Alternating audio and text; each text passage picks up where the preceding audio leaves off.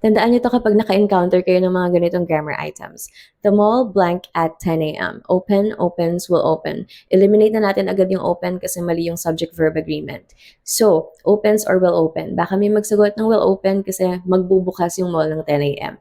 Pero, lagi niyong tatandaan kapag ganyan, if we're talking about fixed events or regular schedules, simple present ang gagamitin. So, ang tamang sagot talaga dito, opens. The mall opens at 10 a.m. Kailan natin pwedeng gamitin yung will open? Kapag future event nung pagbubukas ng mall yung pinag-usapan natin. Halimbawa, may mall pa lang na tinatayo. Tapos sabi mo, oh, I guess the mall will open next month. So, will open kasi we're not talking about the regular schedule but yung future event na pag-open ng mall. He blanked the guitar every day. Play, plays, or is playing. Again, tanggalin na natin yung play kasi mali yung subject-verb agreement niya. So, itong dalawa na lang.